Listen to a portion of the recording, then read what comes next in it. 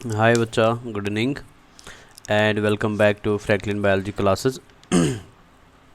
सो last class जो हमारा था that was regarding urine formation.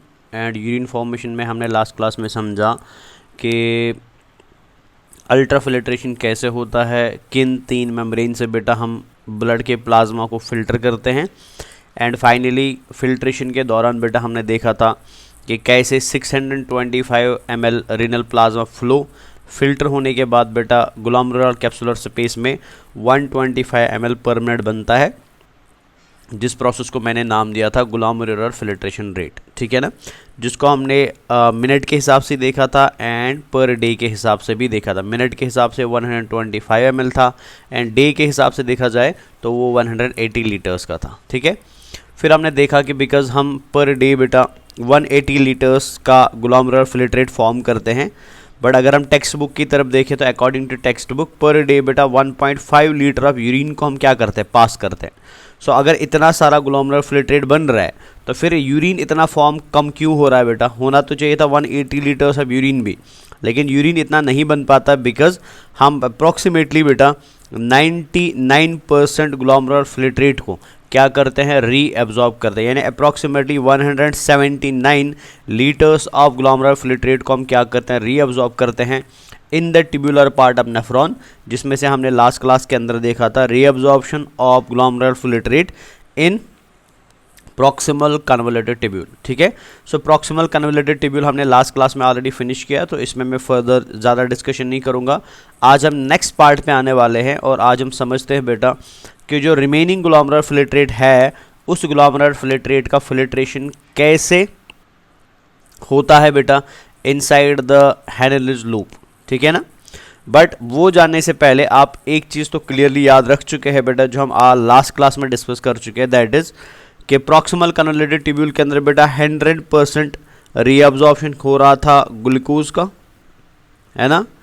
100% reabsorption हो रहा था बेटा एमाइनो एसिड्स का। ठीक है, 100% रीअब्जॉर्प्शन हो रहा था बेटा लैक्टिक एसिड का, लैक्टिक एसिड का। एंड बिसाइड्स दिस बेटा हमने देखा था कि 90% रीअब्जॉर्प्शन जो है बेटा वो बाइकार्बोनेट आयंस का होता है, बाइकार्बोनेट आयंस का होता है।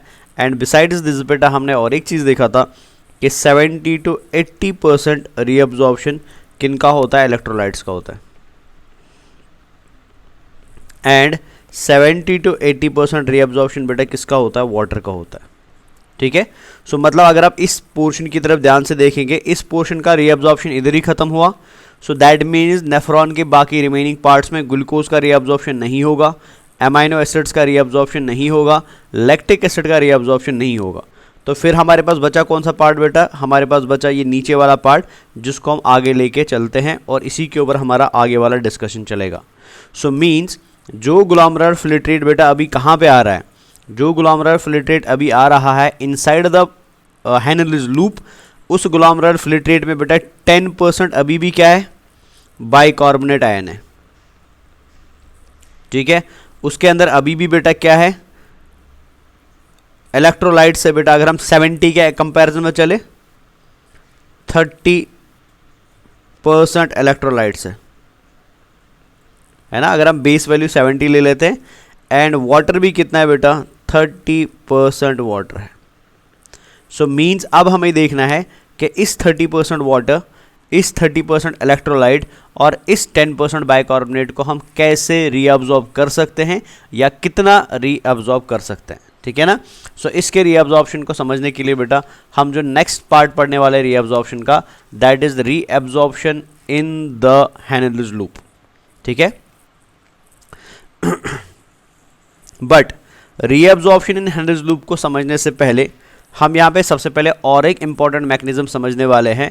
So that is called as counter current multiplier mechanism बेटा। ठीक है, ऑल्दो मैं काउंटर करंट को यहाँ पे पहले पूरा डिटेल में नहीं बताऊंगा, बट थोड़ा कॉन्सेप्ट हम ले लेते हैं पहले। काउंटर करंट मल्टीप्लायर का मतलब क्या होता है, काउंटर करंट मल्टीप्लायर मैकेनिज्म। तो इसको हम समझ लेते हैं पहले बेटा, काउंटर करंट मल्टीप्लायर मैकेनिज्म। ठीक है, अब एक counter current mechanism multiplier mechanism हमें समझना क्यों है, बिकॉज हमारा टॉपिक जो है बेटा that is reabsorption in the loop of Henle. तो reabsorption in the loop of Henle समझने के लिए सबसे पहले हम थोड़ा सा डिस्कस करते हैं कि ये काउंटर करंट मैकेनिज्म एक्चुअली में होता क्या है और ये ऑपरेट कैसे करता है बेटा। ठीक है, इसको समझने के लिए हमें अगेन समझना पड़ेगा स्ट्रक्चर ऑफ नेफ्रॉन को। ठीक है, अगर आपको अच्छे से याद हो बेटा, मैं ऑलरेडी आपको बता चुका हूँ कि नेफ्रॉन के स्ट्रक्चर को अगर मैं यहाँ पे सिंपलीफाई फॉर्म में ड्रॉ करूँगा, सो हमारी बॉडी के अंदर बेटा नेफ्रॉन में जो सबसे पहला पार्ट होता है, the first part of nephron is called as Bowman's capsule, है ना। फिर बाउमैन्स कैप्सूल पहली बार कन्वोल्यूटेड स्ट्रक्चर बनाता है बेटा, जो हम ऑलरेडी पढ़ चुके हैं। This convoluted structure is called as proximal convoluted tubule. फिर प्रॉक्सिमल कन्वोल्यूटेड टिब्यूल बेटा आगे जाके एक यू शेप्ड स्ट्रक्चर बनाता है। सो ये वो यू शेप्ड स्ट्रक्चर है बेटा, जिसको हमने ऑलरेडी नाम दिया है बेटा this is Henle's loop. And finally बेटा ये सेकंड कन्वोल्यूटेड स्ट्रक्चर बनाता है, जिस सेकंड कन्वोल्यूटेड स्ट्रक्चर को हमने नाम दिया है distal convoluted tubule. And finally बेटा डिस्टल कन्वोल्यूटेड टिब्यूल क्या बनाता है, कलेक्टिंग टिब्यूल बनाता है या कलेक्टिंग डक्ट बनाता है। इतना ऑलरेडी आपको पता है। ठीक है, अब और एक चीज़ हमने समझी थी, मैंने बोला था कि जो बाउमैन्स कैप्सूल होता है बेटा, बाउमैन्स कैप्सूल के अंदर एक ब्लड वेसल एंटर करती है जिसको हमने नाम दिया था एफरेंट आर्ट्रियोल। फिर एक कैपिलरी बेड में डिवाइड होती है बेटा, और कैपिलरी बेड से निकलती है बेटा और एक ब्लड वेसल जिसको हमने नाम दिया था एफरेंट आर्ट्रियोल। तो ये हमारा एफरेंट आर्ट्रियोल है यहाँ पे बेटा, है ना। So this is called as efferent arteriole and this is called as efferent arteriole बेटा। अब यहाँ पे थोड़ा सा दिमाग खोल के समझना है, बिकॉज इधर ही हम बेटा समझने वाले हैं काउंटर करंट मल्टीप्लायर कैसे बनता है। ये जो इफरेंट आर्ट्रियल होता है, तो इफरेंट आर्ट्रियल क्या करता है बच्चा, ये सबसे पहले आएगा बाउमैन्स कैप्सूल के बाद जो प्रॉक्सिमल कन्वोल्यूटेड टिब्यूल है, ये सबसे पहले पीसीटी के पास आएगा और पीसीटी को बेटा ऐसे सराउंड करेगा।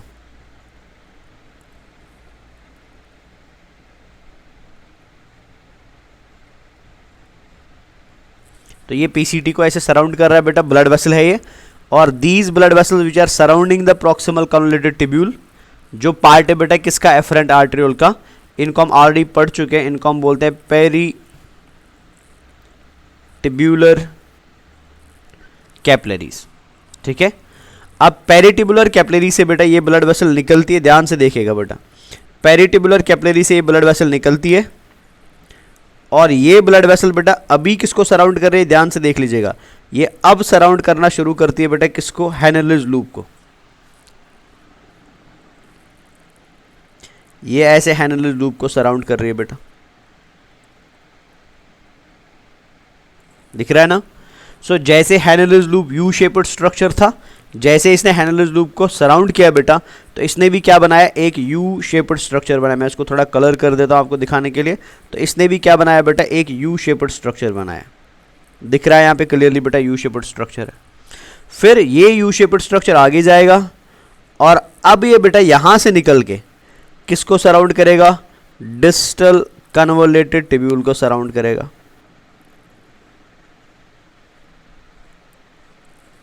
डिस्टल कन्वोल्यूटेड टिब्यूल को सराउंड करेगा, और इसको हम अगेन क्या बोलते हैं बेटा, पेरी टिब्यूलर कैपिलरीज बोलते हैं। ठीक है, यहां तक तो कोई परेशानी नहीं है। अब अगर आप इस यू शेप्ड एंड की तरफ आएंगे वापस, सो ये यू शेप्ड एंड जो अंदर वाला है बेटा this is called as Henle's loop, है ना। ये हैनेलिस लूप का क्या है बेटा, ये हैनेलिस लूप का असेंडिंग लिम्ब है, पढ़ा चुका हूं मैं ऑलरेडी बेटा। ये हैनेलिस लूप का असेंडिंग लिम्ब है बेटा, है ना। और अगर आप इस साइड में आएंगे बेटा, ये भी हैनेलिस लूप है, लेकिन ये हैनेलिस लूप का क्या है बेटा, डिसेंडिंग लिम्ब है।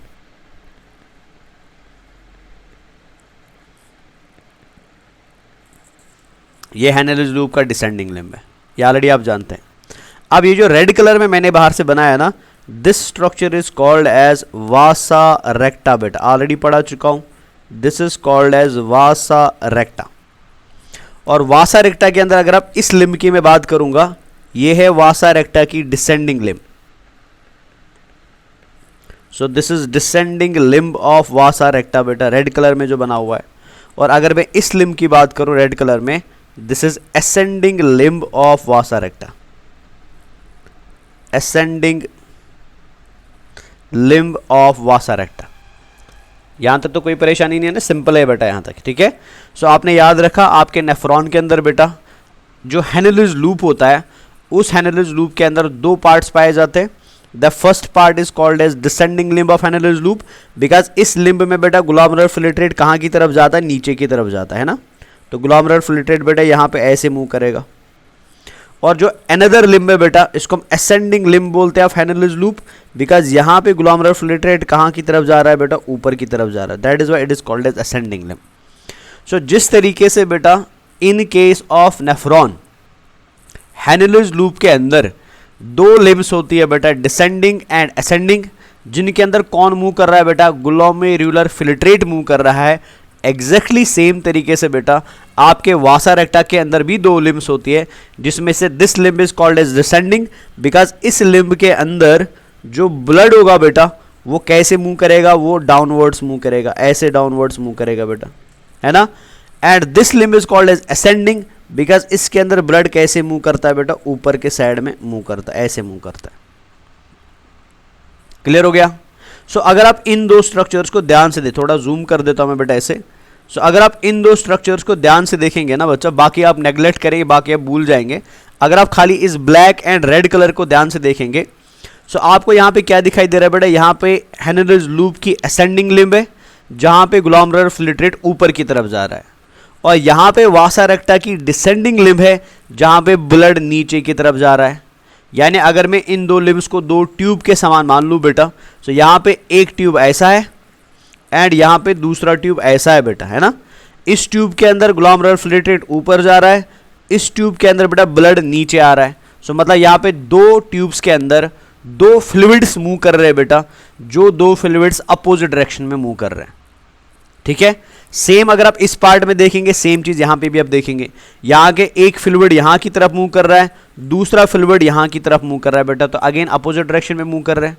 एंड अगर आप यहां पे ध्यान से देखेंगे बेटा, यहां पे भी दो फ्लूइड्स का मूवमेंट हो रहा है एंड दोनों का मूवमेंट अपोजिट डायरेक्शंस में हो रहा है। सो ऐसा मैकेनिज्म बायोलॉजी के अंदर बेटा, जहां पे दो फ्लूइड्स का मूवमेंट हो रहा हो दो अलग अलग ट्यूब्स के अंदर इन टू डिफरेंट डायरेक्शंस बेटा, ऐसे मैकेनिज्म को हम क्या बोलते हैं, इसको हम काउंटर करंट बोलते हैं बेटा। This is called as counter current. तो काउंटर करंट का मतलब क्या होता है, काउंटर करंट का मतलब होता है कि आपके पास दो ट्यूब है, जिन दो ट्यूब्स के अंदर बेटा फ्लूइड दो अलग अलग डायरेक्शंस में मूव कर रहा है बेटा। So this movement of fluids in two different directions in two different tubes बेटा, this is called as counter current mechanism. So counter current mechanism nephron में कहाँ चलता है, तो काउंटर करंट मैकेनिज्म नेफ्रॉन में बेटा हेनेलिस लूप, याद रखेंगे बच्चा, एंड वासा रेक्टा के बीच में चलता है। और आपकी किडनी के अंदर अगर आप ध्यान से देखेंगे दो काउंटर करंट मैकेनिज्म चलते हैं। पहला काउंटर करंट मैकेनिज्म चलता है बेटा लूप ऑफ हेनले में। अगर आप देखेंगे ना ध्यान से, इस पॉइंट को मैं हाईलाइट कर देता हूं कलर से बेटा। अगर आप यहां पे ध्यान से देखेंगे बच्चा, सो ये लिम्ब आपको ध्यान से दिखाई दे रहा है, ये लूप ऑफ हेनले का एक लिम्ब है ना, और ये दूसरा लिम्ब दिखाई दे रहा है, ये लूप ऑफ हेनले का दूसरा लिम्ब है बेटा। सो इस लिम्ब में आप ध्यान से देख लीजिए, यहाँ पे फ्लूइड नीचे की तरफ जा रहा है और इस लिम्ब में बेटा फ्लूइड ऊपर की तरफ जा रहा है। सो दो लिम्ब्स में फ्लूइड बेटा दो अलग अलग डायरेक्शंस में मूव कर रहा है ना। So this is called as counter current of Henle's loop. And similarly अगर आप वासा रेक्टा में भी बेटा देखेंगे, वासा रेक्टा के अंदर भी क्या चल रहा है बेटा, काउंटर करंट चल रहा है। This is called as vasa recta counter current बेटा। सो इन शॉर्ट आपको याद रखना है कि आपकी बॉडी के अंदर नेफ्रॉन में दो काउंटर करंट मैकेनिज्म्स चलते हैं, ठीक है। एक चलता है ब्लड का बेटा इनसाइड द वासा रेक्टा, एंड दूसरा चलता है बेटा ग्लोमेरुलर फिल्ट्रेट का इनसाइड द हेनेलिस लूप। ये समझ आया। अब एक काउंटर करंट मैकेनिज्म को हम थोड़ा सा बाद में और डिटेल में पढ़ेंगे, बट यहाँ पे मैंने सिंपल आपको कॉन्सेप्ट दे दिया काउंटर करंट काम कैसे करता है। तो पहले तो याद रखना काउंटर करंट कहाँ चलता है, ये चलता है बेटा नेफ्रॉन के अंदर between the Henle's loop and vasa recta. Henle's loop के अंदर ग्लोमेरुलर फिल्ट्रेट का काउंटर करंट चलता है एंड वासा रेक्टा के अंदर बेटा ब्लड का काउंटर करंट चलता है। सो इन शॉर्ट आपकी बॉडी के अंदर बेटा काउंटर करंट मैकेनिज्म दो होते हैं, एक नेफ्रॉन के अंदर हेनरीज लूप में होता है एंड दूसरा नेफ्रॉन के आसपास जो ब्लड वेसल वासा रेक्टा होती है उसमें होता है। सो आई होप आपको काउंटर करंट का कॉन्सेप्ट थोड़ा बहुत समझ आ चुका है। So if you have done counter current mechanism बेटा गुड। अगर आपको अच्छे से काउंटर करंट मैकेनिज्म समझ आ चुका है, फिर हम शुरू करते हैं tubular reabsorption in tubular reabsorption in descending limb of Henry's loop।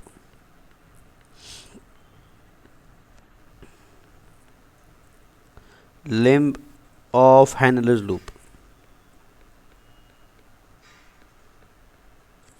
ठीक है, तो सबसे पहले हम इसको समझ लेते हैं बेटा। तो समझने के लिए हम एक डायग्राम पे जाते हैं। तो डायग्राम से बेटा इसको समझने की कोशिश करते हैं। इस डायग्राम को ध्यान से समझना बेटा, बिकॉज ये डायग्राम बहुत ज़्यादा इंपॉर्टेंट है।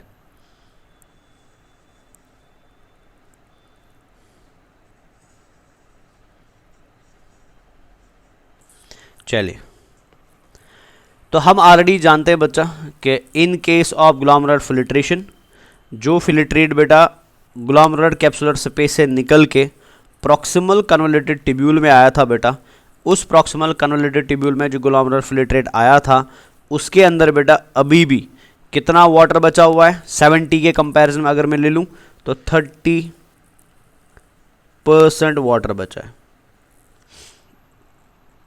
ठीक है, उसके अंदर बेटा सल्यूट कितने बचे? 30% सल्यूट्स बचे हैं बेटा। उसके अंदर बाइकार्बोनेट कितना बचा है? 10% बाइकार्बोनेट बचा है ना। ऑलरेडी हम इसको समझ चुके हैं। अब ये ग्लोमेरुलर फिल्ट्रेट बेटा कहाँ पे एंटर करेगा? सबसे पहले हेनरीज लूप की डिसेंडिंग लिम्ब पे एंटर करेगा बेटा। इंपॉर्टेंट पॉइंट है, बहुत ध्यान से सुन लेना इसको। ऑलरेडी मैं आपको एक बात बता चुका हूँ बेटा, अगर आपको अच्छे से याद है, मैंने बोला था आपको कि नेफ्रॉन का जो प्रॉक्सिमल कन्वोल्यूटेड ट्यूब्यूल होता है, proximal convoluted tubule is permeable for both solute and solvent बेटा, याद है ना। पीसीटी बेटा परमेबल होता था सल्यूट के लिए भी एज वेल एज सॉल्वेंट के लिए भी बेटा। क्लियर है? फिर मैंने उसी दिन आपको और एक चीज़ बात बोली थी, मैंने बोला था जो हेनरीज लूप की डिसेंडिंग लिम्ब होती है, तो ये पूरा यहाँ से यहाँ तक बेटा डिसेंडिंग लिम्ब ही है ना। सो डिसेंडिंग लिम्ब बेटा परमेबल होता है सॉल्वेंट के लिए, इम्परमेबल होता है सल्यूट के लिए। मतलब ये जो descending limb of Henle's loop है बेटा, ये वाटर के लिए परमेबल है, लेकिन सल्यूट्स के लिए क्या है बेटा? इम्परमेबल है। इसका मतलब क्या हुआ? इसका मतलब ये हुआ बच्चा कि अगर हम हेनरीज लूप की डिसेंडिंग लिम्ब में थोड़ा ध्यान से देखेंगे, हमको पता चलता है बेटा आफ्टर थ्रू स्टडी दैट इस हेनरीज लूप की डिसेंडिंग लिम्ब में बेटा कुछ स्पेशल प्रोटीन चैनल्स होती है, जिनको मैं यहाँ पे ब्लू कलर से रिप्रेजेंट करने की कोशिश कर रहा हूँ। तो यहाँ पे बेटा कुछ स्पेशल प्रोटीन चैनल्स होती है बेटा, and these special protein channels they are called as aquaporins. तो यहाँ पे मैं लिख देता हूँ बेटा। So in special protein channels को हम क्या बोलते हैं?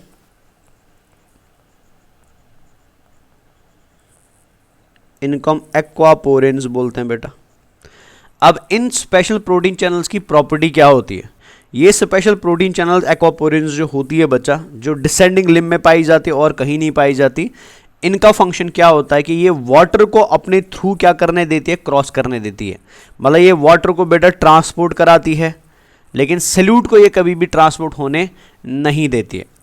सो सिंपल सी लॉजिकल चीज़ है बेटा कि अगर डिसेंडिंग लिम्ब के अंदर वाटर ट्रांसपोर्टेशन के लिए चैनल प्रेजेंट है, सो दैट मीन्स बेटा यहाँ पे क्या होगा? यहाँ पे वाटर रिलीज होना शुरू होगा, यहाँ से वाटर बाहर आना शुरू होगा। ये वाटर मॉलिक्यूल्स बाहर आ रहे हैं।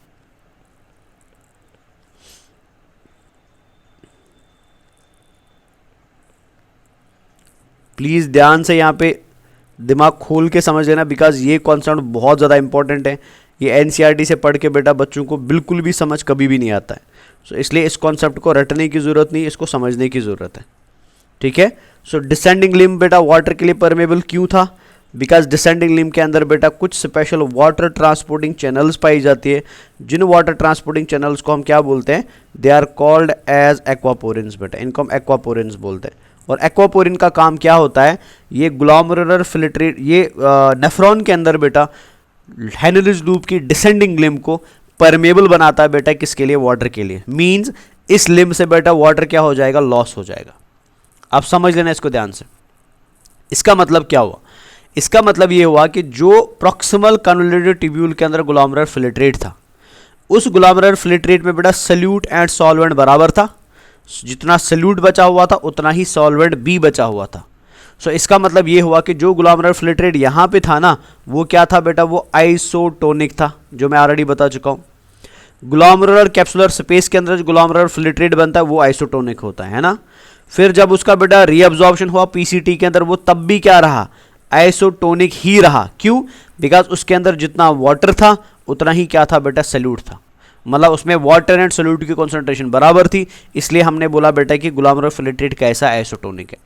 लेकिन जब ये ग्लोमेरुलर फिल्ट्रेट जो आइसोटोनिक है बेटा, जब ये एंटर किस में करेगा, descending limb of Henle's loop में एंटर करेगा, आपको क्लियरली दिखाई दे रहा है यहाँ पे क्या हो रहा है, यहाँ पे वाटर लॉस हो रहा है बेटा, वाटर कम हो रहा है, सॉल्वेंट कम हो रहा है बेटा। समझ गए ना।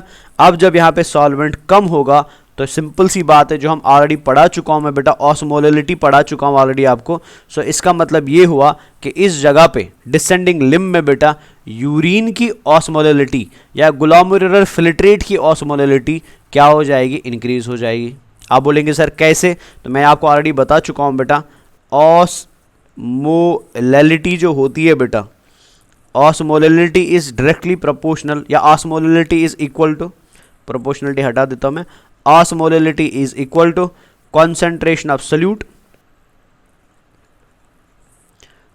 concentration present in 1 kilogram of solvent बेटा। याद है ना सभी को। तो अगर आप इस इक्वेशन को ध्यान से देखेंगे तो इस इक्वेशन से हमको पता क्या चलता है, ऑस्मोलिटी डायरेक्टली प्रोपोर्शनल है सल्यूट के। जितना ज़्यादा सल्यूट होगा उतना ऑस्मोलिटी ज़्यादा होगा, और ऑस्मोलिटी इनवर्सली प्रोपोर्शनल है सॉल्वेंट के। जितना सॉल्वेंट ज़्यादा होगा उतना ऑस्मोलिटी कम होगा, एंड जितना सॉल्वेंट कम होगा बेटा ऑस्मोलिटी उतना क्या होगा, ज़्यादा होगा, है ना। अब इधर देख लीजिए, तो यहाँ पे बाहर कौन आ रहा है बेटा, वाटर आ रहा है। वाटर मतलब बेटा सॉल्वेंट बाहर आ रहा है। जैसे जैसे ग्लोमेरुलर फिल्ट्रेट नीचे जाता रहेगा उसमें वाटर का लॉस होता रहेगा ना, और जैसे जैसे उसमें वाटर कम होगा मतलब सॉल्वेंट कम होगा, उसकी ऑस्मोलिटी क्या होने लगती है, उसकी ऑस्मोलिटी इंक्रीज होने लगती है बेटा। सो मीन्स जो ग्लोमेरुलर फिल्ट्रेट बेटा कहाँ पे आएगा, डिसेंडिंग लिम्ब में आएगा ना, उस ग्लोमेरुलर फिल्ट्रेट का नेचर क्या होगा, वो हाइपरटोनिक होगा बेटा, बिकॉज उसके अंदर सल्यूट कॉन्सेंट्रेशन इंक्रीज हो रहा है एंड सॉल्वेंट कॉन्सेंट्रेशन क्या हो रहा है, डिक्रीज हो रहा है। समझ गए। अगर मैं इसको कैलकुलेशन पे लिख दूं यहाँ पे, आप ऑलरेडी जानते हैं बेटा, ग्लोमेरुलर फिल्ट्रेट जो बाउमेनिस कैप्सुलर स्पेस में था उसकी ऑस्मोलिटी कितनी थी बेटा, 300 मिली ऑस्मोल्स थी, है ना। यही ऑस्मोलिटी कहाँ पे थी बेटा, सेम ऑस्मोलिटी थी inside the proximal convoluted tubule, याद है। अब जब ये फिल्ट्रेट बेटा एंटर करेगा कहाँ पे, बाउमेनिस कैप्सूल में, तो स्टार्टिंग में बेटा इसकी ऑस्मोलिटी कितनी रहेगी, 300, बिकॉज शुरुआत में वाटर नहीं निकल रहा है ना, बट जैसे ही वाटर निकलना शुरू होगा तो इसकी ऑस्मोलिटी चेंज होने लगेगी बेटा। 300 से कहाँ पहुंचेगा ये, 400, बिकॉज वाटर कम हुआ, सल्यूट कॉन्सेंट्रेशन इंक्रीज हुआ। ऐसे समझ लीजिए। इंक्रीज होने का मतलब ये नहीं कि सल्यूट बढ़ रहे हैं, इंक्रीज होने का मतलब इधर देख लीजिए, पहले 30 वाटर मॉलिक्यूल थे, 30 सल्यूट मॉलिक्यूल थे, है ना, 30 वाटर एंड 30 सल्यूट। अब जैसे जैसे वाटर कम होगा तो यहाँ पे रहेंगे 29 वाटर बट सल्यूट अभी भी 30 है, फिर हो जाएगा 28 वाटर बट सल्यूट अभी भी 30 है, फिर आहिस्ता आहिस्ता कुछ समय बाद बेटा हो जाएगा 20 वाटर लेकिन सल्यूट अभी भी 30 है, फिर किसी समय में हो जाएगा 10 वाटर बट सल्यूट अभी भी 30 है। तो आप देख सकते हैं बेटा सल्यूट कॉन्सेंट्रेशन वाटर के कंपैरिजन में क्या हो रहा है बेटा, इंक्रीज हो रहा है। इसमें डिफरेंस ज़्यादा से ज़्यादा आ रहा है बेटा, जिस डिफरेंस को हम फिर कैलकुलेशन वैल्यूज़ में लिख देते हैं। जैसे मैंने यहाँ पे लिखा, इधर इसकी ऑस्मोलिटी 300 है, फिर आहिस्ता आहिस्ता 400 पे पहुँचेगा, फिर कुछ समय बाद बेटा 500 पे पहुँचेगा, फिर 600 मिली ऑस्मोल्स पे पहुँचेगा, सिमिलरली 700 मिली ऑस्मोल्स पे पहुँचेगा, फिर 800 मिली ऑस्मोल्स पे पहुँचेगा, सिमिलरली 900 मिली ऑस्मोल्स पे पहुँचेगा, सिमिलरली 1000 मिली ऑस्मोल्स पे पहुँचेगा, फिर ऐसे ही बेटा 1100 मिली ऑस्मोल्स पे पहुँचेगा, एंड फिर 1200 मिली ऑस्मोल्स पे पहुंचेगा। सो मतलब आपके नेफ्रॉन के अंदर, हेनरीज लूप के अंदर बेटा यूरिन की मैक्सिमम ऑस्मोलिटी कितनी हो सकती है, वो 1200 मिली ऑस्मोल्स हो सकती है। अब आप बोलेंगे सर 12 से ज़्यादा नहीं हो सकता, 12 से ज़्यादा नहीं हो सकता है बेटा, बिकॉज नेफ्रॉन के हेनरीज लूप का साइज बेटा क्या होता है, एक कांस्टेंट साइज होता है, मतलब इसका एक प्रॉपर साइज है बेटा। डिपेंडिंग अपॉन साइज इसकी मैक्सिमम ऑस्मोलिटी कितनी बनती है, 1200 मिली ऑस्मोल्स। सो अगर आप इस कैलकुलेशन को ध्यान से देखेंगे ना, जैसे जैसे ग्लोमेरुलर फिल्ट्रेट नीचे आता गया वैसे वैसे बेटा उसका सल्यूट कॉन्सेंट्रेशन क्या होता गया, बढ़ता गया। मतलब यहाँ पे यूरिन वैसे वैसे क्या होता गया, हाइपरटोनिक होता गया। सो याद रखेंगे यूरिन कैप्सुलर स्पेस में कैसा होता है, isotonic. Urine proximal convoluted tubule में कैसा होता है, आइसोटोनिक। लेकिन urine descending limb of Henle's loop में बेटा कैसा होता है, इट इज हाइपरटोनिक, बिकॉज यहां पे बेटा रिपीटेडली बिकॉज ऑफ एक्वापोरेंस बेटा वाटर क्या हो रहा है, release, and because of release of water बेटा सल्यूट कॉन्सेंट्रेशन क्या हो रही है, इंक्रीज हो रही है बच्चा। समझ गया ना बेटा। So in case of tubular reabsorption बेटा इन द डिसेंडिंग लिम्ब आपको याद क्या क्या पॉइंट रखना है। पहला पॉइंट याद रखना है, ये रीजन परमेबल होता है सॉल्वेंट के लिए, इम्परमेबल होता है सल्यूट के लिए। फर्स्ट पॉइंट तो यही याद रखना है। दूसरा याद रखना है बेटा यहाँ पे कि इस रीजन में बिकॉज बहुत सारे एक्वापोरिन प्रोटीन्स होते हैं, ये वाटर को क्या करवाते हैं, रिलीज करवाते हैं। सो जब वाटर रिलीज होगा बेटा from the descending limb of Henle's loop. अच्छा, आप में से कुछ बच्चे सोच रहे होंगे कि सर ये वाटर जाता कहाँ है, जैसे ये डिसेंडिंग लिम्ब से वाटर निकलेगा ना, ये वाटर निकल के बेटा कहाँ पे एंटर करता है, ascending limb of vasa recta में एंटर करता है बेटा, ऐसे। बिकॉज असेंडिंग लिम्ब बेटा वाटर के लिए भी क्या होती है, परमेबल, एंड सल्यूट के लिए भी होती है, पर वो हम आगे थोड़ी देर में देखेंगे। सो वाटर जो कहाँ से निकला, descending limb of Henle's loop से निकला, ये वाटर कहाँ चला गया बेटा, ascending limb of vasa recta में चला गया। समझ गए ना। जैसे ये प्रोसेस चलेगा तो ये आपके ग्लोमेरुलर फिल्ट्रेट को हाइपरटोनिक बनाएगा, और मैक्सिमम हाइपरटोनिसिटी बेटा उसकी कितनी आ सकती है, 1200 मिली ऑस्मोल्स बेटा। So this is the reabsorption in the descending limb of Henle's loop बेटा।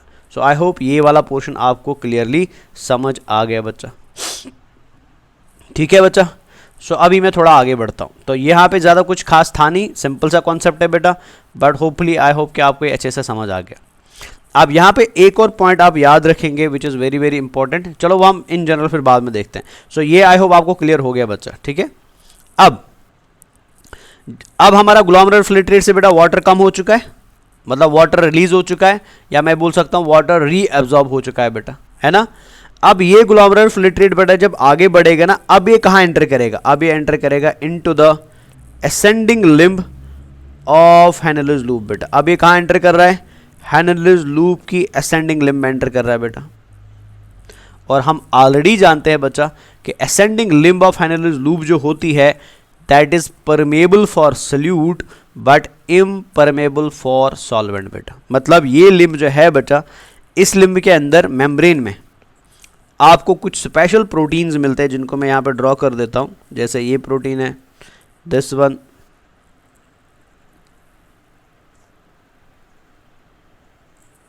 ये एक्वापोरिन्स नहीं है बेटा। So these proteins are called as, ये प्रोटीन के चैनल प्रोटीन्स के नाम याद रखना बहुत इंपॉर्टेंट है। So these proteins are called as sodium chloride को ट्रांसपोर्टर।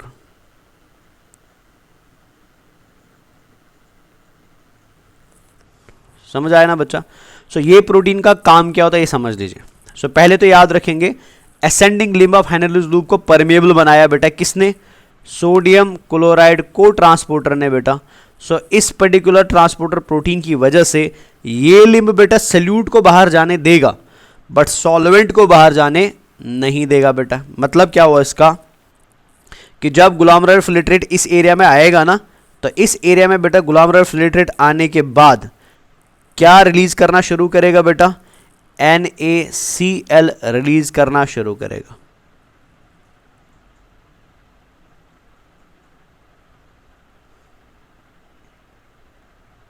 तो ये NaCl रिलीज हो रहा है, मतलब मैं बोल सकता हूं बेटा अलग वर्ड्स में सल्यूट रिलीज हो रहा है बेटा।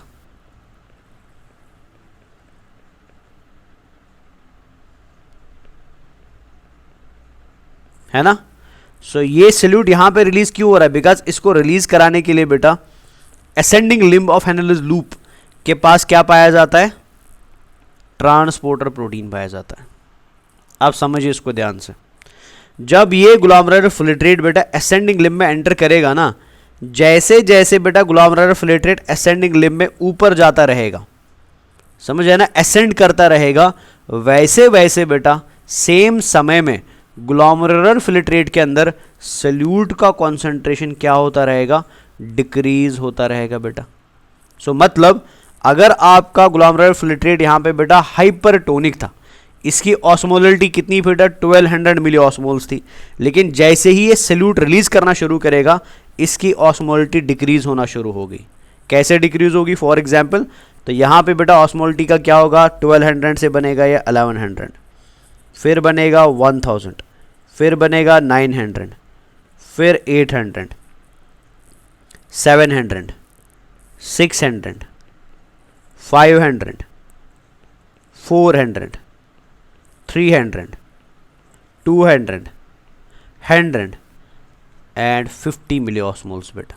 ऑल्दो आपकी एनसीईआरटी के अंदर 50 नहीं लिखा है, 200 लिखा है, बट एक्चुअल पॉइंट बेटा 50 वाला है, एक्चुअल कैलकुलेशन 50 की है, बट एग्जाम के लिए आप याद रखेंगे 200 मिली ऑस्मोल्स। मतलब जो यूरिन बेटा अभी तक डिसेंडिंग लिम्ब में क्या था, हाइपरटोनिक था, बिकॉज उसके पास वाटर कम था एंड सल्यूट ज़्यादा था बेटा। अब जैसे ही ये हाइपरटोनिक यूरिन, मैं लिख देता हूँ, तो यहाँ पे यूरिन का, यहाँ पे ग्लोमेरुलर फिल्ट्रेट कैसा है बेटा, हाइपरटोनिक है। सो जैसे ही ये hypertonic glomerular filtrate ascending limb में एंटर करता है बेटा, असेंडिंग लिम्ब के अंदर because of presence of transporter proteins बेटा, जिनको हम NaCl क्लोराइड को ट्रांसपोर्टर्स बोलते हैं, because of presence of this transporter proteins इसकी कंटिन्यूअसली बेटा सल्यूट कॉन्सेंट्रेशन गिर रही है, सल्यूट कॉन्सेंट्रेशन इंक्रीज हो रही है। तो अगर solute concentration decrease, not sorry increase नहीं, डिक्रीज, सल्यूट कॉन्सेंट्रेशन डिक्रीज हो रही है बेटा, so that automatically means solvent concentration क्या होता जाएगा, इंक्रीज होता जाएगा। समझ रहे ना। मान लो फॉर एग्जाम्पल यहाँ तक बेटा हमने 20 वाटर मॉलिक्यूल खत्म करे थे, अब वो 20 वाटर मॉलिक्यूल के बाद कितने वाटर मॉलिक्यूल बचे, 10, तो 10 वाटर मॉलिक्यूल तो यहाँ पे प्रेजेंट रह रहे हैं ना, कॉन्स्टेंट रह रहे हैं, लेकिन 10 के साथ बेटा सल्यूट रिपीटेडली क्या हो रहा है, डिक्रीज हो रहा है बेटा। सो मीन्स इस लिम्ब के अंदर जो यूरिन बनेगा ना बेटा, वो यूरिन कैसा होगा, वो यूरिन हाइपोटोनिक होगा। समझ गए ना, क्लियर हो गया बच्चा। एकदम सिंपल कॉन्सेप्ट है बट बड़ा इंपॉर्टेंट कॉन्सेप्ट है बेटा।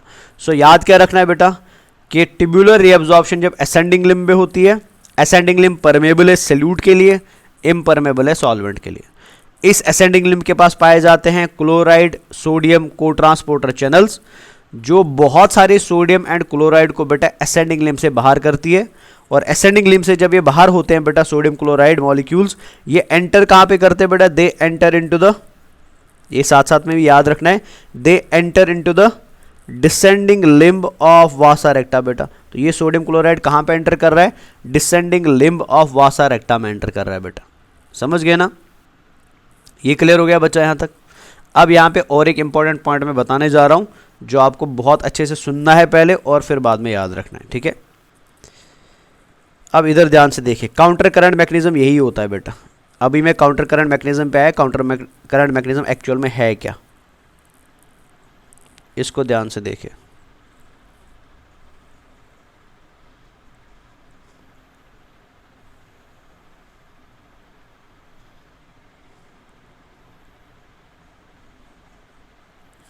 सबसे पहले मैं बात करता हूं बेटा descending limb of vasa recta. ये है डिसेंडिंग लिम्ब किसकी, वासा रेक्टा की, descending limb of vasa recta बेटा, है ना। हो क्या रहा है बेटा descending limb of vasa recta में, ध्यान से समझ लीजिए इसको, कि जो NaCl ascending limb of Henle's loop से बाहर आ रहा है, जो NaCl ascending limb of Henle's loop से बाहर आ रहा है ना, बाहर आने के बाद बेटा ये NaCl कहाँ पे एंटर हो रहा है, ये हो रहा है enter into the descending limb of vasa रेक्टा, है ना। अब थोड़ी देर पहले मैंने आपको बोला था वासा रेक्टा कैसे बनता है, यहां से निकलता है बेटा एक ब्लड वेसल जिसको हम नाम देते थे एफरेंट आर्टरियोल, याद है ना। एफरेंट आर्टरियोल आगे जाके बनाता था पेरिट्यूबुलर कैपिलरीज, फिर पेरिट्यूबुलर कैपिलरीज आगे जाके क्या बनाती है, वासा रेक्टा बनाती है। हमको ऑलरेडी पता है बेटा कि ग्लोमेरुलस के अंदर, इफरेंट आर्टरियोल के अंदर, पेरिट्यूबुलर कैपिलरीज के अंदर ब्लड होता है ना। एंड ब्लड की ऑस्मोलिटी कितनी होती है बेटा? 300 मिली ऑस्मोल्स होती है। ऐसे ही है ना, ब्लड की ऑस्मोलिटी कितनी है? 300 मिली ऑस्मोल्स है। सो दैट मीन्स वासा रेक्टा के अंदर बेटा यहाँ पे जो ब्लड एंटर करेगा ना, उसकी ऑस्मोलिटी कितनी होगी बेटा? 300 मिली ऑस्मोल्स होगी। लेकिन जैसे ये ब्लड बेटा नीचे की तरफ आएगा, अब इस 300 मिली ऑस्मोल वाले ब्लड में क्या एंटर होना शुरू होगा? Solute, solute, solute, solute, solute, solute and solute बेटा। रिपीटली सल्यूट मॉलिक्यूल्स एंटर हो रहे हैं ना, ऐड हो रहे हैं बेटा। सो दैट मीन्स इसके अंदर सल्यूट की कॉन्सेंट्रेशन क्या हो रही है? इंक्रीज हो रही है बेटा। सो जब भी सल्यूट का कॉन्सेंट्रेशन इंक्रीज होता है, ऑस्मोलिटी भी क्या होती है? इंक्रीज होती है बेटा। मतलब ये हुआ कि इन केस ऑफ वासा रेक्टा, जो वासा रेक्टा की डिसेंडिंग लिम्ब है बेटा, उसके अंदर ऑस्मोलिटी इंक्रीज होगा बिकॉज उसके अंदर NaCl ऐड हो रहा है। तो ऑस्मोलिटी कहाँ पहुंचेगा? 400, 500, 600, 700, 800, 900, 1000, 1100 एंड 1200 बेटा। समझ रहे? ये किसकी मैं बात कर रहा हूँ बेटा? ये ग्लोमेरुलर फिल्ट्रेट की मैं बात नहीं कर रहा हूँ, ये भी मैं बेटा ब्लड की बात कर रहा हूँ, जो कहाँ पे है? वासा रेक्टा में है बेटा। अब ये ब्लड में बेटा ये ऑस्मोलिटी कैसे इंक्रीज हो रही है? ये सल्यूट कॉन्सेंट्रेशन बेटा कंटिन्यूसली इंक्रीज कैसे हो पा रहा है? बिकॉज कंटिन्यूसली बेटा जैसे जैसे वासा रेक्टा आगे बढ़ेगा, जैसे जैसे वासा रेक्टा के अंदर बेटा डिसेंडिंग लिम्ब में ब्लड आगे बढ़ेगा, उस ब्लड के अंदर कंटिन्यूसली कौन ऐड होता जा रहा है बेटा? सल्यूट ऐड होता जा रहा है। एंड सल्यूट बढ़ रहा है मीन्स ऑस्मोलिटी बढ़ रही है। और मैक्सिमम ऑस्मोलिटी बेटा कितनी बढ़ सकती है? 1200 मिली ऑस्मोल्स बेटा। एंड मिनिमम कितनी थी? 300 मिली ऑस्मोल्स। समझ गए? क्लियर हो गया ना यहाँ तक? अब ध्यान से देखिए, अब जब ये ब्लड बेटा 1200 मिली ऑस्मोल वाला ब्लड जब कहाँ एंटर करेगा? जब ये एंटर करेगा into the ascending limb of vasa रेक्टा, है ना, वो डिसेंडिंग लिम्ब थी बेटा। तो ये क्या है? ये असेंडिंग लिम्ब ऑफ वासा रेक्टा है बेटा, है ना। सो जब ये असेंडिंग लिम्ब में बेटा ब्लड एंटर करता है ना, असेंडिंग लिम्ब मैंने अभी बोला था, असेंडिंग लिम्ब वाटर के लिए क्या है? परमेबल। जैसे आपने देखा बेटा वाटर यहाँ पे ऐड हो रहा है असेंडिंग लिम्ब में, and besides permeable for water बेटा the ascending limb is also permeable for NaCl। तो मतलब यहां पे असेंडिंग लिम्ब बेटा क्या रिलीज करेगा? NaCl। NaCl ध्यान से देख लेना बेटा, NaCl, NaCl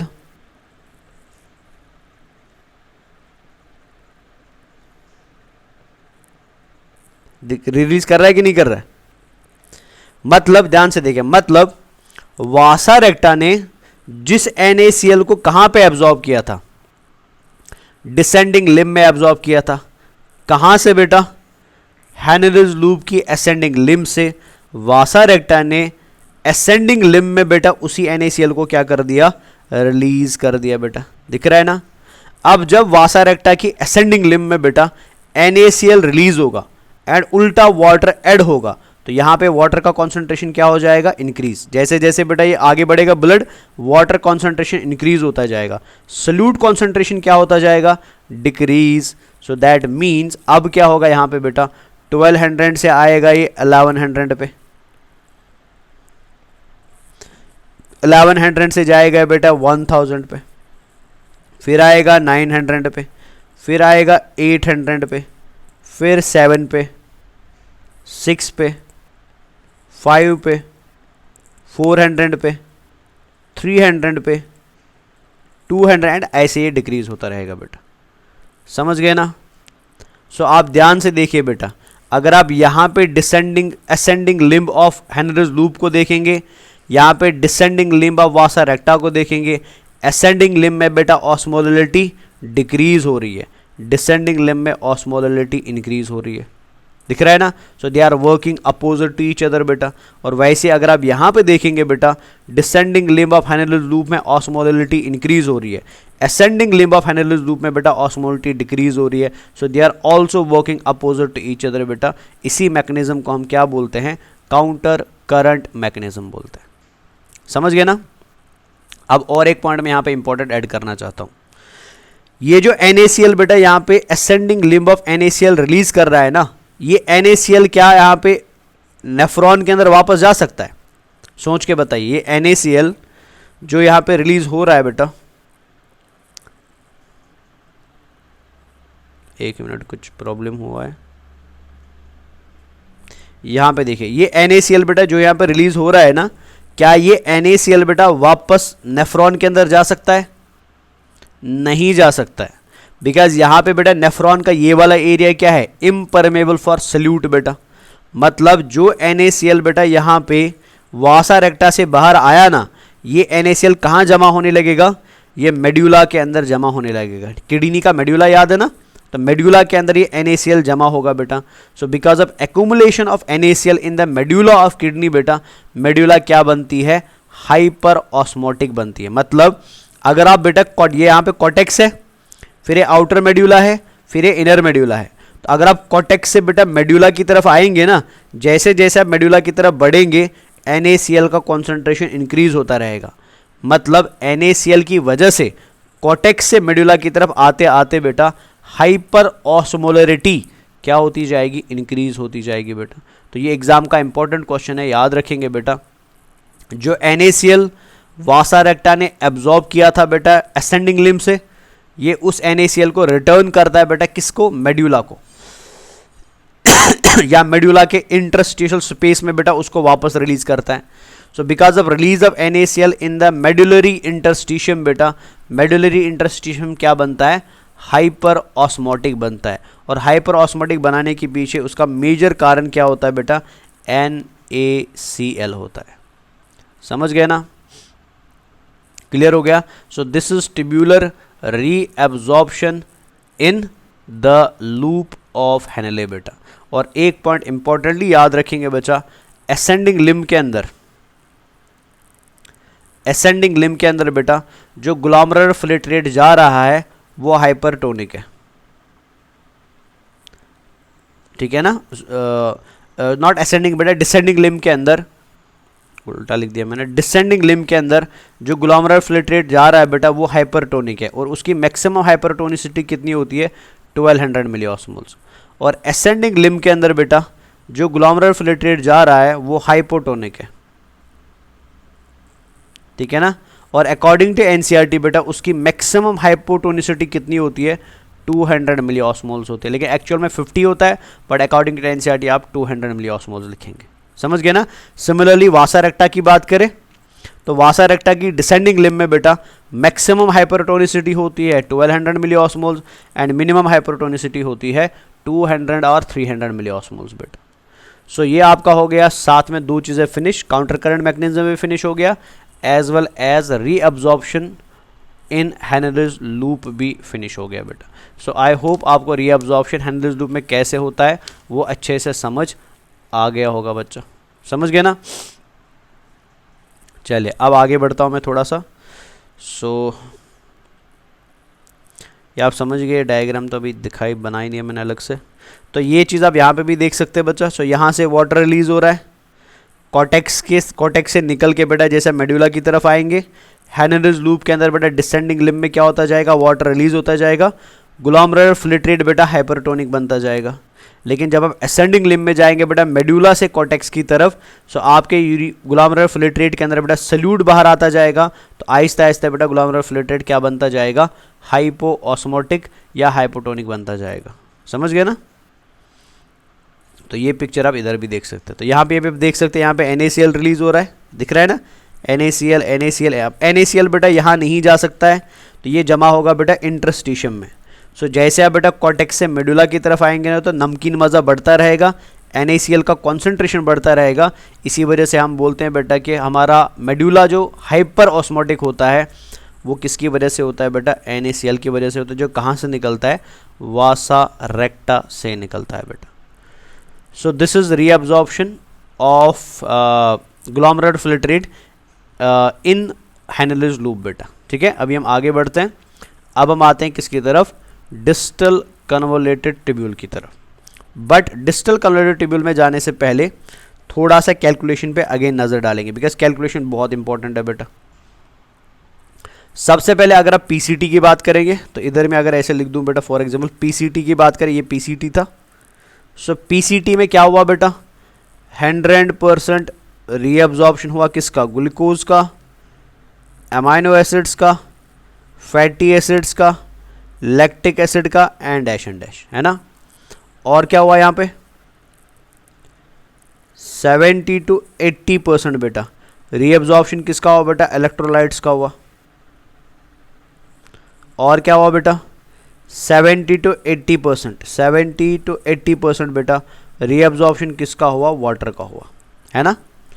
फिर ये फाइनली कहाँ पहुंचा बेटा, ये glomerular filtrate reabsorption PCT reabsorption के बाद कहाँ पहुंच गया बेटा, हैनेलिस लूप में पहुंचा।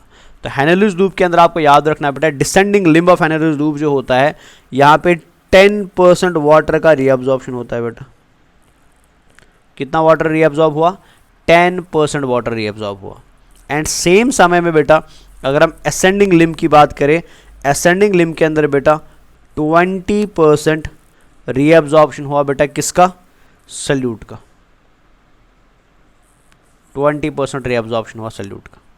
सिंपल सा हिसाब है बेटा, ठीक है। सो जो ग्लोमेरुलर फिल्ट्रेट अभी असेंडिंग लिम्ब से निकल के कहाँ पे आएगा बेटा, डिस्टल कन्वोल्यूटेड ट्यूब्यूल में आएगा, उसमें सल्यूट का कॉन्सेंट्रेशन कितना होगा, सॉल्वेंट का कॉन्सेंट्रेशन कितना होगा, ये कैलकुलेशन आपको याद रहना चाहिए। जैसे फॉर एग्जांपल सबसे पहले मैं वाटर की बात करता हूँ।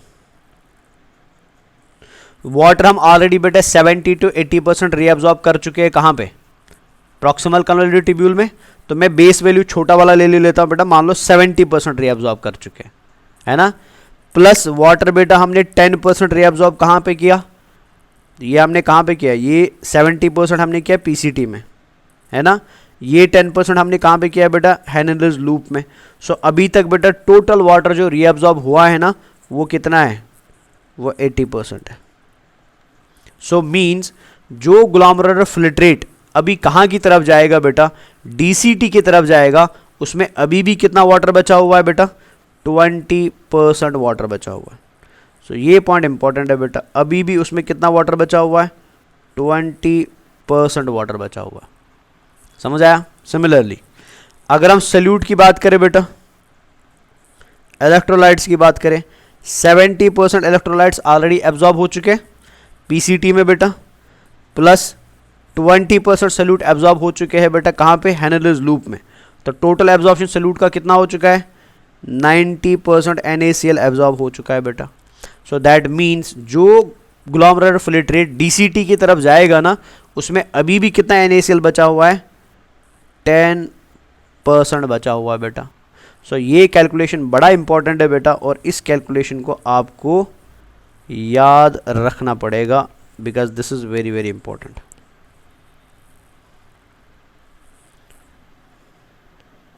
सो ये कैलकुलेशन आप अच्छे से याद रखेंगे। सो मीन्स अब हमें रीअब्जॉर्प्शन पढ़ना है बेटा किसका, 20% वाटर का एंड 10% सल्यूट का बेटा। समझ गया ना बच्चा। सो याद रखेंगे ग्लोमेरुलर फिल्ट्रेट जो मूव कर रहा है बेटा टुवर्ड्स डिस्टल कन्वोल्यूटेड ट्यूब्यूल, उसके अंदर 20% वाटर है एंड 10% NaCl है। अब रीअब्जॉर्प्शन डिस्टल कन्वोल्यूटेड ट्यूब्यूल में कैसे होगा, उसको समझने से पहले बेटा हम समझ लेते हैं एक वेरी इंपॉर्टेंट कॉन्सेप्ट, जिसको हम बोलते हैं बेटा जक्स्टा ग्लोमेरुलर एपरेटस बेटा। शॉर्ट में इसको नाम देते हैं JGA। JGA का मतलब होता है बेटा जक्स्टा ग्लोमेरुलर एपरेटस।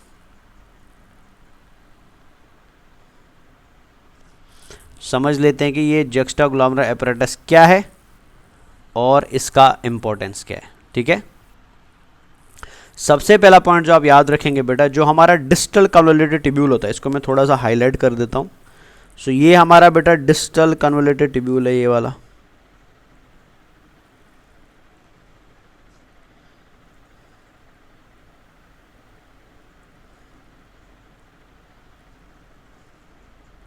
है ना, ये डिस्टल कन्वोल्यूटेड ट्यूब्यूल है। सो डिस्टल कन्वोल्यूटेड ट्यूब्यूल बेटा एक्चुअली दो पार्ट्स में डिवाइड होता है। कलर भी हम कर देते हैं थोड़ा सा अलग इसको।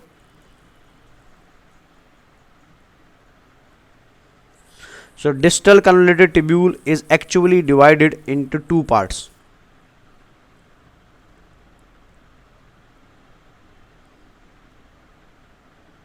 ये दो पार्ट्स मैंने डीसीटी के बना दिए बेटा।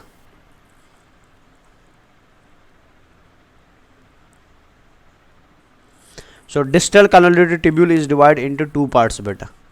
जो फर्स्ट पार्ट है डिस्टल कन्वोल्यूटेड ट्यूब्यूल का, इसको हम नाम देते हैं बच्चा अर्ली डिस्टल कन्वोल्यूटेड ट्यूब्यूल।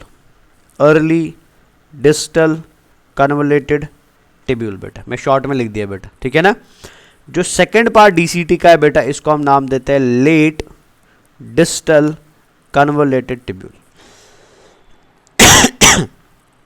सो याद रखेंगे डिस्टल कन्वोल्यूटेड ट्यूब्यूल के कितने पार्ट्स होते हैं?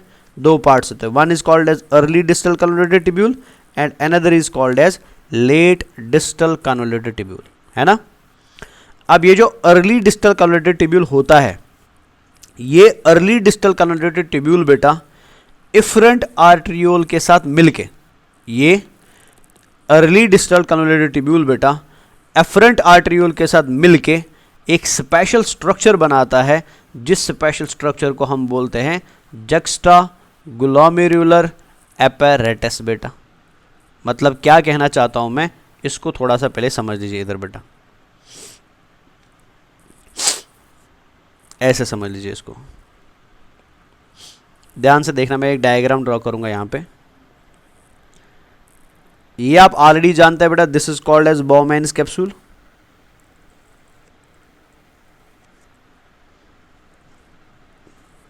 ये बॉमेन्स कैप्सूल है बेटा। फिर इसके बाद आता है बेटा प्रॉक्सिमल कन्वोल्यूटेड ट्यूब्यूल, है ना। फिर इसके बाद आता है बेटा हैनेलिस लूप, जो आप ऑलरेडी जानते हैं।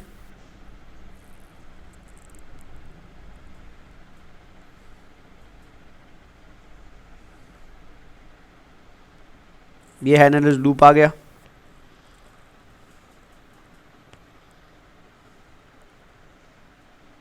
ये हैनेलिस लूप आ गया। फिर इसके बाद क्या आता है बेटा डिस्टल कन्वोल्यूटेड ट्यूब्यूल। ध्यान से देख लेना बेटा, ये आ गया डिस्टल कन्वोल्यूटेड ट्यूब्यूल, है ना।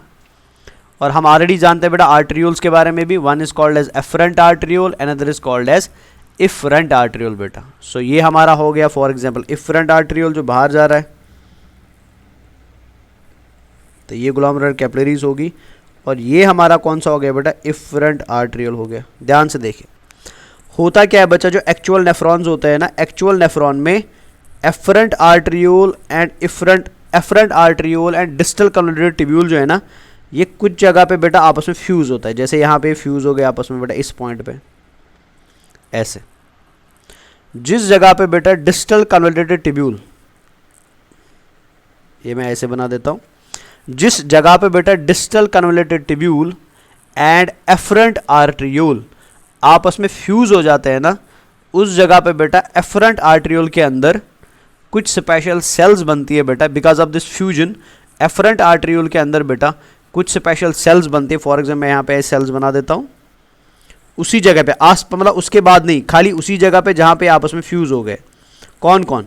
Efferent arteriole and distal convoluted tubule बेटा एक नेफ्रॉन के अंदर। रियलिटी में अगर आप देखेंगे रियलिटी में ऐसे होता है, बट समझाने के लिए फिर के लिए बेटा हम थोड़ा डीसीटी को दूर बनाते हैं, एफरेंट को दूर बनाते हैं, लेकिन एक रियल नेफ्रॉन में बेटा एक्चुअली ये स्ट्रक्चर आपस में ऐसे ही कनेक्टेड होते हैं।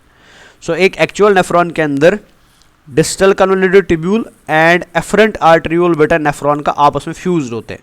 जिस जगह पे वे फ्यूज होंगे, खाली इतने जगह में ये फ्यूज हो रहे हैं ना बेटा, बाकी जगह पे फ्यूज नहीं हो रहे हैं, ओनली उसी जगह पे बेटा जहाँ पे फ्यूज होंगे वहाँ पे बेटा in case of afferent arteriole, जैसे आप यहाँ पे देख सकते हैं बेटा एफरेंट आर्टरियोल के अंदर क्या हुआ बच्चा, कुछ स्पेशल सेल्स का फॉर्मेशन हुआ, ठीक है ना। And these cells which are formed inside the efferent arteriole बेटा at the point of junction या at the point of fusion between DCT and efferent arteriole बेटा, these cells are called as juxta glomerular cells. इनको हम बोलते हैं juxta glomerular sales. ये कहाँ पे बन रही है बेटा? एफरेंट आर्टरियोल में बन रही है। अब जिस जगह पे बेटा डीसीटी फ्यूज कर गया किसके साथ, एफरेंट आर्टेरियोल के साथ, उसी जगह पे बेटा डीसीटी के अंदर भी कुछ स्पेशल सेल्स का फॉर्मेशन होगा बेटा, जैसे यहाँ पे ये सेल्स का फॉर्मेशन हुआ ऐसे, एंड दीज स्पेशलाइज्ड सेल्स बेटा they are called as, these specialized cells बेटा they are called as macula densa cells, इनको हम नाम देते हैं macula densa cells बेटा, दिख रहा है ना। और इन दोनों के बीच में मतलब juxtaglomeralar cells and macula densa cells के बीच में स्पेस दिख रहा है ना, जहाँ पे ये फ्यूज हो चुके हैं, उसी फ्यूजन वाली स्पेस में बेटा एक थर्ड टाइप का सेल भी फॉर्म होता है बेटा, जो मैंने पिंक कलर में बनाई है, and these cells are called as, इनका नाम बड़ा अच्छा है बेटा, these cells are called as lacis cells, इनको हम बेटा पॉल्किंसन सेल्स भी बोलते हैं,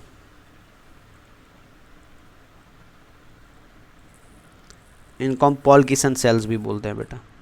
सो ये सारे स्ट्रक्चर्स मिलके अगर मैं सबको कंबाइन कर दूं, so all these three structures together बेटा, इन तीनों स्ट्रक्चर्स को एक साथ मिलके बेटा हम क्या बोलते हैं, जक्स्ट्राग्लोमेरुलर एपरेटस बोलते हैं।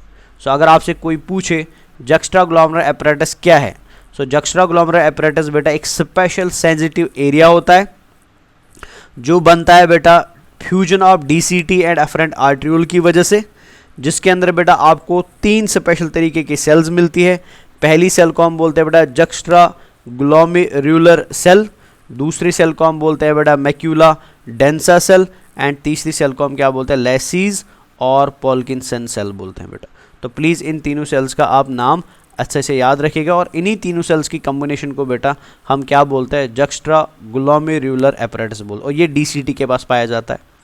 और जक्स्ट्राग्लोमेरुलर एपरेटस को बनाने के लिए बेटा डीसीटी का जो अर्ली डीसीटी पार्ट होता है ना, अर्ली डिस्टल कन्वोल्यूटेड ट्यूब्यूल होता है, वही पार्टिसिपेट करता है, लेट डिस्टल कन्वोल्यूटेड ट्यूब्यूल बेटा इसमें पार्टिसिपेट नहीं करता है। ये इंपॉर्टेंट पॉइंट याद रखना, only early part participates, late part बेटा इसमें कोई भी पार्टिसिपेशन नहीं लेता है। समझ गया ना। चलिए अभी आगे देखते हैं। अब इंपॉर्टेंट पॉइंट है, ये मैक्यूला डेंसा सेल जो आप यहाँ पे देख रहे हैं ना बेटा, इस मैक्यूला डेंसा सेल का फंक्शन क्या है, ऑल्दो इसको हम आगे दोबारा पढ़ेंगे, बट थोड़ा सा यहाँ पे याद रख लीजिए। मैक्यूला डेंसा सेल बेटा रियलिटी में एक कीमो रिसेप्टर होता है।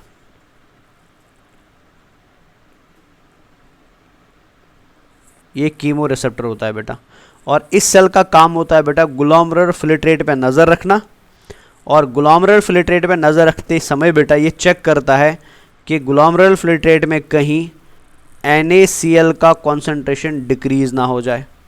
मतलब क्या है इसका, कि अगर आपके ग्लोमेरुलर फिल्ट्रेट में NaCl डिक्रीज़ हो जाएगा ना, डिक्रीज़ इन द NaCl बेटा will lead to the activation of macula densa.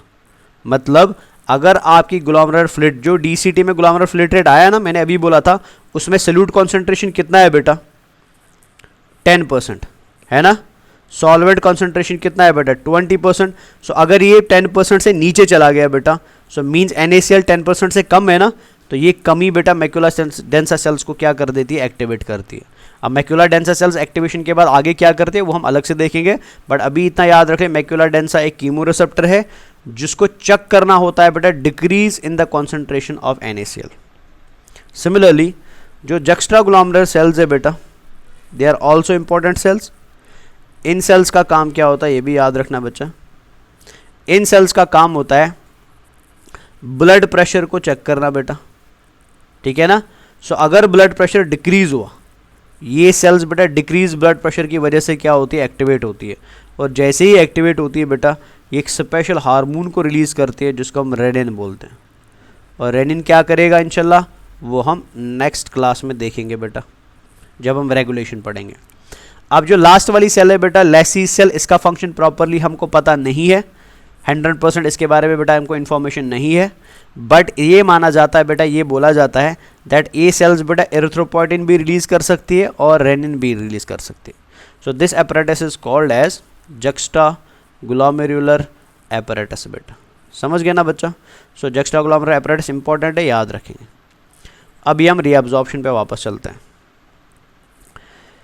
सो हमने पढ़ा बेटा early DCT and let DCT. तो सबसे पहले हम बात करते हैं अर्ली डीसीटी के। तो ये अर्ली डीसीटी के बारे में आपको याद रखना है, early DCT is permeable for sodium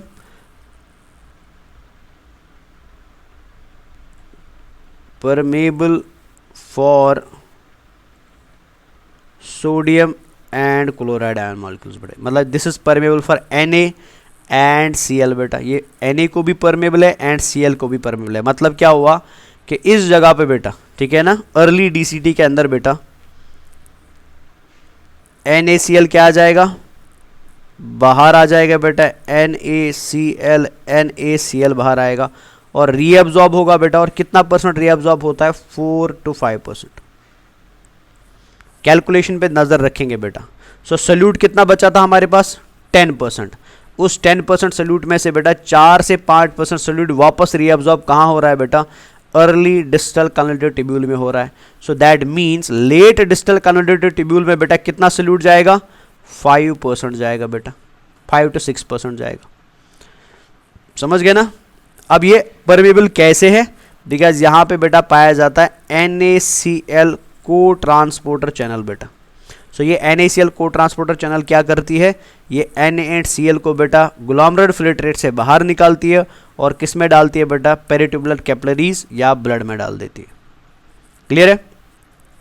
अब इंपॉर्टेंट पॉइंट, ये अर्ली डिस्टल कन्वर्टेड ट्यूब्यूल जो होता है बेटा, ये कंडीशनल रीअब्जॉर्प्शन दिखाता है कैल्शियम के लिए। ध्यान से सुन लेना, ये अर्ली डीसीटी है ना, ये कंडीशनड बेटा रीअब्जॉर्प्शन दिखा सकता है बेटा, किसके लिए, कैल्शियम के लिए।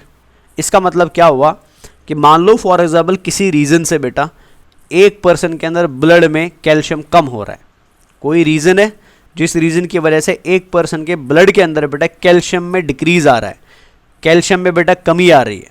तो ऐसे पर्सन के अंदर बेटा एक हार्मोन निकलता है जिसको हम पैराथायरॉयड हार्मोन बोलते हैं, PTH बोलते हैं बेटा। PTH क्या है, नॉर्मली बेटा अर्ली डिस्टल कन्वर्टेड ट्यूब्यूल खाली NaCl के लिए परमेबल होता है। लेकिन अगर किसी पर्सन के अंदर बेटा ब्लड में कैल्शियम कम है ना, ऐसे पर्सन के अंदर बेटा पैराथायरॉयड हार्मोन जो होता है, ये DCT के अर्ली पार्ट को परमेबल बनाता है बेटा, किसके लिए, कैल्शियम के लिए। मतलब ऐसे पर्सन के अंदर यूरिन से कैल्शियम बाहर आएगा और कहाँ चला जाएगा बेटा, ब्लड में चला जाएगा। ये इंपॉर्टेंट पॉइंट है, याद रखेंगे। So early DCT shows conditional reabsorption for calcium with the help of hormone बेटा, जिस हार्मोन को हम पैराथार्मोन बोलते हैं बेटा, शॉर्ट में PTH बोलते हैं। समझ आए, जो पैराथायरॉयड ग्लैंड से निकलता है। लेट डिस्टल कन्वर्टेड ट्यूब्यूल जो होता है बेटा, ये इम्परमेबल होता है सल्यूट के लिए भी एंड सॉल्वेंट के लिए भी। इम्परमेबल फॉर एंड सॉल्वेंट है ना, सल्यूट के लिए भी इम्परमेबल है एंड सॉल्वेंट के लिए भी इम्परमेबल है। बट हम इसको परमेबल बना सकते हैं बेटा सोडियम एंड वाटर की रीअब्जॉर्प्शन के लिए। बट उसके लिए आपको हार्मोन चाहिए बेटा, हार्मोन का नाम है एल्डोस्टेरॉन। ये दोनों चीज़ें याद रखनी है। मतलब अर्ली डीसीटी परमेबल बन सकता है कैल्शियम के लिए under the presence of parathormone. Late DC permeable बन सकता है बेटा सोडियम एंड वाटर के लिए under the presence of aldosterone बेटा। समझ आया। So this is reabsorption of glomerular filtrate बेटा इन डिस्टल कन्वोलेटेड ट्यूब्यूल बेटा। समझ गए ना। सो आज के लिए इतना काफ़ी है। नेक्स्ट क्लास के अंदर हम पढ़ेंगे बेटा tubular reabsorption in collecting duct, ठीक है, एंड ट्यूब्यूलर सिक्रीशन, जिसके साथ बेटा आपका यूरिन फॉर्मेशन वाला टॉपिक क्या हो जाएगा, फिनिश हो जाएगा। ठीक है बच्चा। तो चलिए इंशाल्लाह मैं आपको नेक्स्ट क्लास में मिलूंगा। टिल देन खुदा हाफिज़ एंड टेक केयर, बाय।